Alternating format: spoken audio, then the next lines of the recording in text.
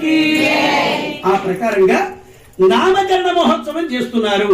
ఈ రోజున కూడా మన పిల్లలకి పేర్లు పెట్టాలనుకోండి, దేవుడి పేర్లే పిల్లలకి పెట్టాలండి. ఏమో అర్థమవుతుందా?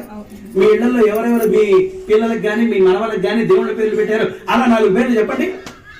దేవుళ్ళ పేర్లు పెట్టడం వల్ల ఎంత పుణ్యమో తెలుసునా?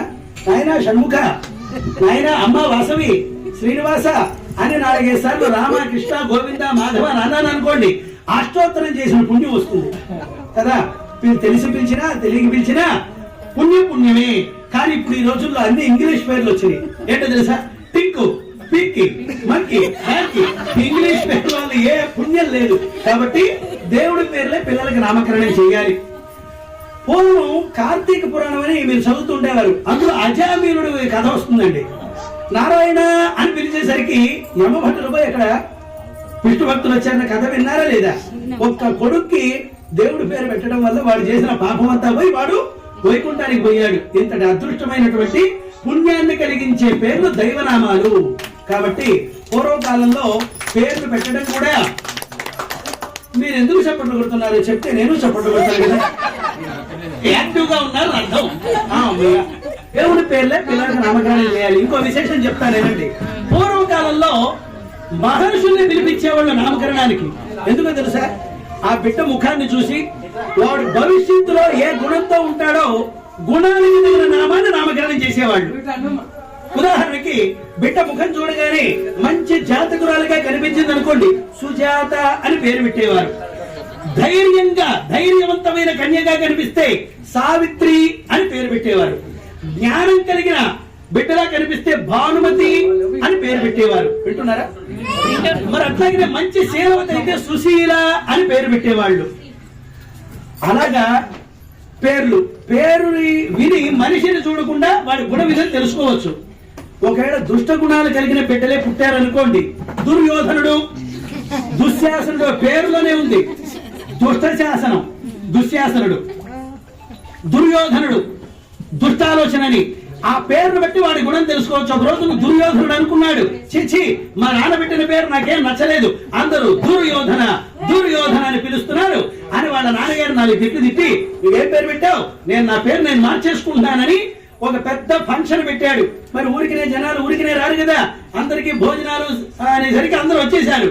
వాళ్ళందరూ భోజనాలు చేస్తుంటే దుర్యోధనుడు అన్నాడు, ప్రజలారా మీకు భోజనాలు ఎందుకు పెట్టానో తెలుసా అన్నాడు. చెప్పు, ఏదో చెప్తావుగా అన్నాడు. వీళ్ళందరూ ఏమీ లేదు, మా నాన్నగారు పెట్టిన పేరు నాకు నచ్చలేదు, నేను నా పేరు మార్చేసుకుంటున్నాను, కనుక ఈ రోజు నుంచి మీరు నన్ను దుర్యోధనుడు అని పిలవద్దండి, ఈ రోజు నుంచి నా పేరు సుయోధనుడు అని పిలవండి అన్నాడు. ఓ అలాగే అన్నారు. అందరూ భోజనాలు చేశారు. 2వ రోజు నుంచి మళ్ళీ దుర్యోధన. ఎంత పేరు మార్చుకుంటే గుణం ఎక్కడికి పోయింది, అవునా కదా?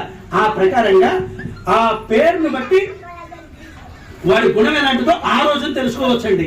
ఈ రోజున అలా కాదు, పేరుకి గుణానికి అసలు సంబంధం ఉండదు. మా ఊళ్ళో భీమారావు అని ఒక ఆయన ఉన్నాడు. భీమారావు ఆయన ఎలా ఉంటాడు మరి? భీముడిలాగా ఉంటాడా? లేదు, సన్నగా ఉంటాడు, జడబుంగులా. అలాగే వామనమూర్తి అనే పేరు, మనిషి పొడుగ్గా ఉంటాడు. కుటుంబరావు అని పేరు, భార్య పిల్ల ఎవరు ఉండరు, ఏమో నారాయణమూర్తి ఒక్కడే. శాంతభూషణరావు అని పేరేంటి? ఎంత బాగుంది ఆ పేరు, శాంతభూషణరావు. మరి ఎలా ఉంటాడు మనిషి? నాలాగా ముక్కు మీద కోపం, నన్నే చూపించారు. ఓకే, అలాగా పేరుకి గుణానికి అస్సలు సంబంధం ఉండదండి ఈ రోజుల్లో. ఆ రోజు ధర్మకాలం కనుక అలా ముఖాన్ని చూసి పేరు పెట్టేవారు. మరి ఈ రోజున ఈ ఇద్దరు పిల్లలకి నామకరణం చేయాలని మహర్షులందరినీ పిలిపించాడు కుసుమశ్రేష్ఠి గారు. ఆ మహర్షులు అన్నారు, ఒక్కసారి మీ పిల్లల్ని మా చేతికి అందించండి. చూస్తే ఇద్దరు బిడ్డలు కూడా దేదీప్యమానంతో కనిపిస్తున్నారు. పుటపాకమున వన్నె పుట్టించి ప్రాణంపు పోసిన బంగారు బొమ్మలనగా రత్నాల్లాగా కనిపిస్తున్నారు, చందమామ బింబాల్లాగా కనిపిస్తున్నారు ఆ ఇద్దరు బిడ్డలు కూడా. ఆహా, దేవతాంశానికి చెందిన బిడ్డలకు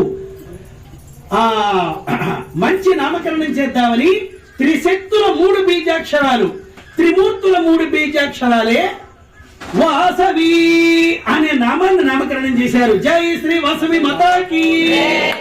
వా వరలక్ష్మి లక్ష్మీదేవి, స సరస్వతీదేవి, వి విశ్వేశ్వరి పార్వతి, త్రిశక్తి స్వరూపిణి వాసవి.